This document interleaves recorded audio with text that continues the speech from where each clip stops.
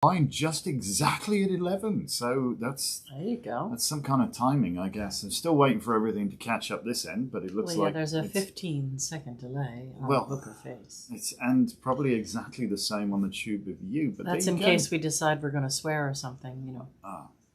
No effing swearing. This is live. That's it. All right. Good morning, everybody. Good morning, and welcome to the Elevensies, the late morning show with Lisa and Anton. I'm Anton. And I'm Lisa, and I definitely need more coffee today. You know what? I'm going to slurp a bit right now while we wait for everybody to wake up. All right, cheers. It's cheers. Health, Tables. wealth, and happiness. There you go. Oh, you're doing word association. Cheers, tables. You're slurping now. All right. Gosh, that's good coffee, actually. It's nice coffee. So there we go. Nice small little cup of coffee. Yes.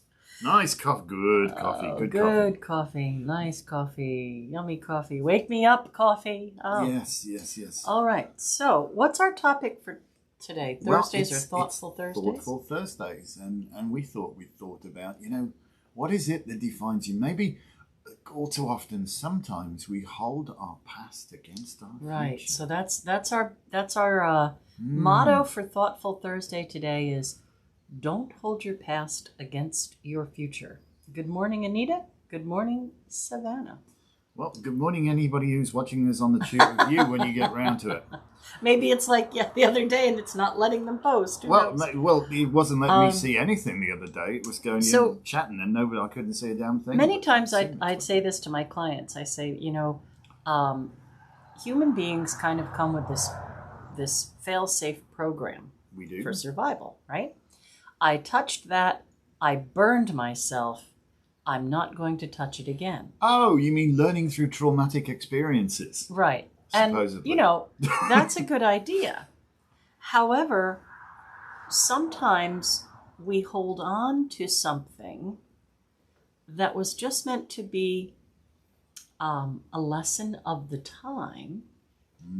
And if we understand the lesson, then we shouldn't hold our past against our future. Meaning that the next time we come near a stove, we do proceed with caution.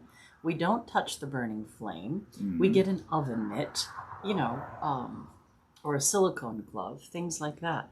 So I think what happens is whatever we perceive happened to us or in our lives that has been traumatic or disturbing or upsetting or jarring in some way. Yeah, jarring, or we made a poor choice.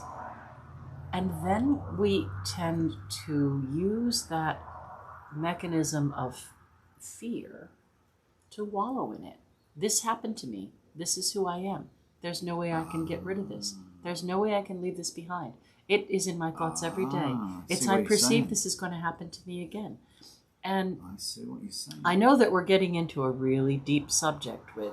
Well, it's Thoughtful Thursdays. Go for it. Yeah. Let's have at it. We're getting into a really deep subject. Let's have some conversation about this. Anxieties, and sometimes people actually need somebody to talk this out with. Yeah, some events are that traumatic that they do require professional help to actually work through it. Yeah, it's especially where somebody may not be entirely cognizant that they're being affected by a repressed memory of a traumatic event. Right. That's very, very real. And so please understand, Lisa and I are not mental health professionals. We probably could use the services of one, to be honest. We are trying to help people. We meet a lot of people with a lot of problems in the line of our work. And, we've learned that sometimes a lot of people, and I don't want to say everybody, but sometimes a lot of people use their problems as that which identifies them. I am this, I am that, I am the other, and I am is an amazingly powerful sentence. It's a label that you wear, and it's taking complete ownership of it and identifying with it. And so what you need to do, what you might find tremendously helpful if you are somebody who identifies with I have social anxiety. I'm awkward around people. I find people frustrating. I find people frustrating sometimes. No, what I'm trying to say is, don't let your failures or your dark moments or your fragile moments define who you are right now. And I think that's what we're trying to say about, oh, hey, Davis, thank you so much for watching us. He's watching us. Oh. Hello. So he should know more about this than us. He is qualified. Thoughtful Thursdays. So we're talking about Thoughtful Thursdays. But, and Wendy, thank you so much for watching us. Thank you also. So, all too often, sometimes we do identify with something, like, I'm just crap at everything. And you're not. You're absolutely not crap at everything. But by telling yourself that, you're probably not going to be great at something. Everything I do, I fuck up. Oh, I swore, see? And I said we weren't supposed to. Everything I do, I F up. See? No effing swearing. This is live. It's a family show. But that's not the case, is it? Because when you really think about it, the vast majority of everything you do perfectly successful. You got out of bed. You dressed yourself. I'm up and dressed. What do you want? You made coffee. You're interacting. You can operate a car. Whatever. These little things that you take completely for granted. It's like 99.9% of you is functioning perfectly. It's functioning perfectly. It's just like, good morning, Gilda. It's good morning, Dean, Jen, and Brenda. Sometimes you're just hanging on to the things that you think define you. I'm crap at everything. You're not crap at everything. You cannot possibly be crap at everything. But sometimes things do happen that are very traumatic. Yes. And we do learn a lot from them. Like, I'll share something very personal now. It's very interesting. Okay. Well, it's Thoughtful Thursdays. It's fair game. When I was a little girl, just before my 7th birthday, our house burned down. Oy. And it was very traumatic. And I was very afraid of fire for a very long time. Mm-hmm. I didn't want to leave my family because I was afraid of what might happen while I was gone. And, this fire thing was a real serious issue. I didn't like bonfires. I didn't like campfires. I didn't like anything that... The smell of burning wood. Oh, yeah. It really freaked me out for a long time. And I had been working on it. And lo and behold, back in 1996, my store was gutted by a fire. Mm-hmm. Now, is it that I was so afraid of fire that I drew the fire to me? Or is it that the universe knew I had learned how to handle fire by then? Some Saturn return thing. And that I would make the best of it. And that's what we did. We made the best of it. And with the insurance money, we were able to get another store. So I think that we have to, that's what I was trying to say. I say we have to, but it's a good idea to look at the bad things that happened and look for the lesson. Look for how you can grow from it, how you can work with it, how you can make something positive out of that horrible situation. And, sometimes it is such a horrible situation you think no good could possibly come from it. Then that's when you might be able to help someone else who's in a similar situation, right? If you've experienced something and you survived it, you might be able to help someone else survive a similar situation. Indeed. Savannah says, saying I got dressed today is a big assumption. That's perfect. Listen, if morning, you want to let it all swing in the breeze, that's perfectly cool by me. I free the twins. It's all good. Good morning, Heather. Good morning. So, I think we're not trying to trivialize any traumatic experience. Oh God, no. Please don't misconstrue what we're saying here. We're certainly not. We're saying don't let that define you. Don't let that define you. If that's where it is, especially So we'll go right back to where we started and said, it's part of our learning experience. This immediate kind of traumatic response, if you will. We burnt ourselves on the stove. Ow, God, that hurt. And you go running to your mum or whatever, and she kisses it better, or she slaps you across the face and says, "Don't do that again," whatever. Whichever way works. Whoever does what serves you right, you bloody idiot. I told you not to touch the stove.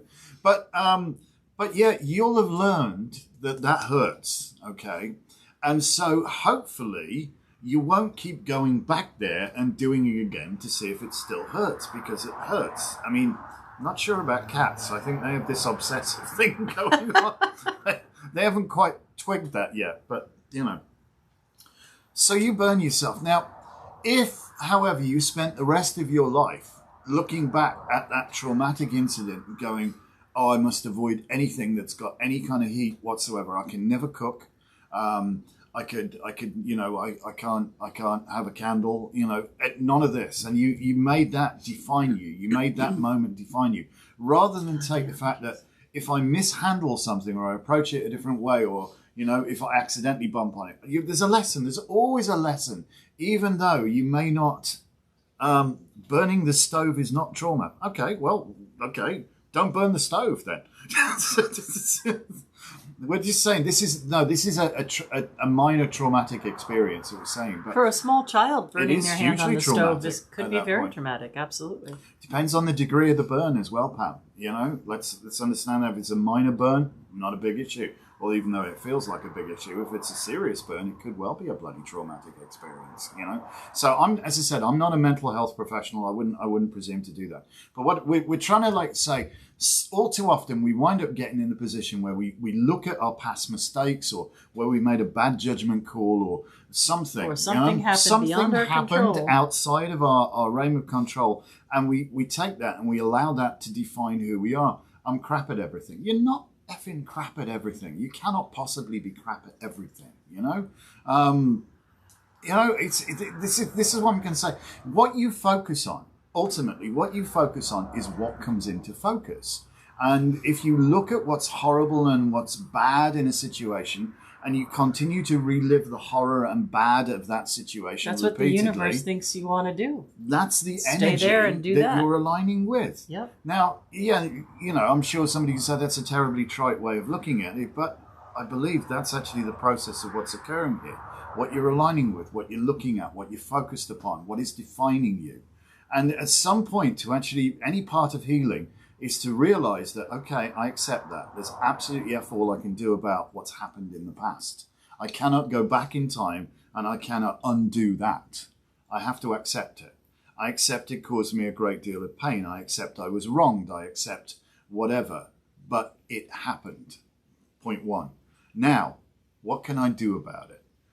Does justice need to be done? Is there some wrong that needs to be righted? Does there need to be a prosecution, etc.? Oh, somebody's thrown you a whole chunk of stuff. Is there something that needs to be, you know, actioned upon? Or are you just holding on to a hot rock expecting somebody else to be burned? All too often that happens, you know, one day justice will be done. I talk about revenge, yeah. That's another whole kettle of fish. Yeah. So you know, just sometimes let's move away from that as well. What can you learn from this experience? What can you personally learn from this experience? And how can you apply it to your future skill set? To your next experience. To your next experience. I'm trying to see what she's saying. It's a leap to because of one experience that all will be that way. Our experience is part of a quilt that makes us who we are, not a singular experience. Absolutely, absolutely. Yeah, we're not talking singular experiences, we're talking about facing the same thing again and making better choices, or recognizing that it doesn't have to happen the same bad way again, that we can take our experience and be in a much more positive place and grow and bring in more vibrant energy. But we notice that some people tend to hold on to something they feel victimized about, and then that's what they're stuck being, a victim of that. I mean, tritely, I suppose you could put it like, you know, you identify as a victim, but I think Heather's just nailed it. She says, don't get stuck in the situation, learn from it. But that's not as easy as it sounds. Oh, it's not easy at all. Sound like it is.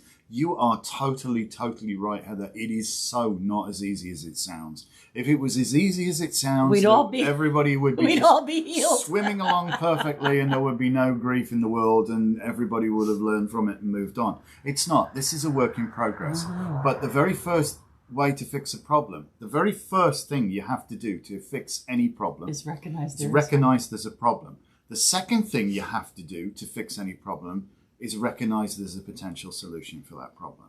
And that's where how do you get to the solution? That fixing thing falls apart for a lot of people, because it's almost like this, you know, I've got this big black cloud over my head.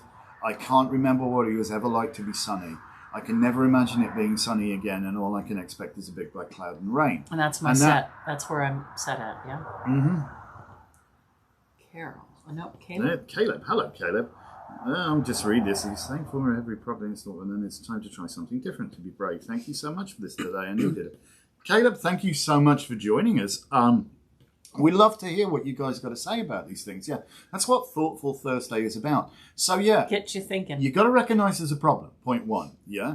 And point two is you've got to accept that there just might be a fix for that problem. If you can't get to the just might be a fix for that problem, you will never fix that problem, yeah? It's insurmountable. So for a lot of people, that is the thing that we have the hardest time getting them to take on board, that there is a fix for their problem, and to start looking for the fix, not continue to focus on the problem. Continue to focus on this is what defines me. Laurie wrote something and pulled it back, so I can't see what you wrote, Laurie. Okay. It was obviously very meaningful. Or she swore at me. She might have done that. Well, the other thing is, many times in order to help ourselves, helping someone else is a good idea. Mm. You know? Hell if yeah. we think about, if our really close friend came to us and said, this is what's going on, and we could use our experiences to give some really good advice to our friend, it might be a good idea to listen to the great advice you're giving your friend, because it could be advice you could use yourself. Anyway, that's a lot to chew on for one morning. I just want to pick up on the one thing that Pam says. Pam says sometimes the fix is letting go of trying to fix it. No, sometimes the fix is you've recognized there's a problem, you've recognized the solution, and the next part of that is no action is required to fix it. A simple case of acceptance. There's nothing can be done to fix that was and the past. It's okay. It's okay. Well, sometimes you can't fix the past, but don't hold it against your future. So don't hold it against your future. Don't go because of this. This is prevented. I'm never going to be able to do this, or I can never do that, and nothing's ever going to be good. Yeah. Yep, absolutely. Sometimes we need to let go to gain control. You're absolutely right, Caleb. Again, I would liken that to the fact that sometimes we can get overcorrective inputs. Now, an idea of that is, imagine you're driving along in a very high-sided vehicle and the wind suddenly whacks you, yeah? If you start soaring at the wheel to try and overcorrect, you're going to turn the vehicle over. So, Laurie wants to know, can you tell me how to get on your mailing list, had a spelling error? PM us, Laurie, with your email address. Don't put it in the chat, all right? And certainly we can do that. Or just drop me an email, anton@awarenessshop.com. That's all three S's together, and I'll make sure you're on our mailing list, all right? So anyway, overcorrecting sometimes can cause more of a problem. And sometimes allowing things to just come back into equilibrium and find that natural balance is all that's necessary. You know, sometimes we can do too much to try and rectify a problem and overcompensate. I mean, case in a point, you know, where we try too hard to be liked, you know, because we think other people, you know, like this in a person, and we start to identify with something that's not necessarily real. Be your own person. Be 100% authentic you. Absolutely. We're going on another tangent. We're going on, but this. Hey, listen, right. Thoughtful Thursdays could go on for a week here. Lots to think about. Maybe we'll talk more about this next week. But definitely today, don't hold your past against your future. Yes. Think about the gifts that experience gave you and how you can use them in a positive way. And understand that you have a right to be happy. Okay, you are allowed to be happy. You are allowed to have a wonderful life. Nobody's stopping you. Yeah, it's not. What's our card for today? Victory. 6, Tippereth, Walking Beauty. And again, a very victorious card. This is to put this with there. Even the horse is looking up. You know, this. Who could ask for more? Go on, you can do the reading for today. I've talked too much. My reading for you today for this card is: be proud of your accomplishments, align with like-minded people, and know that you have power. You do. You absolutely do. Oh, settle. I think there's a chipmunk on the porch. The cats are now trying to move the furniture again.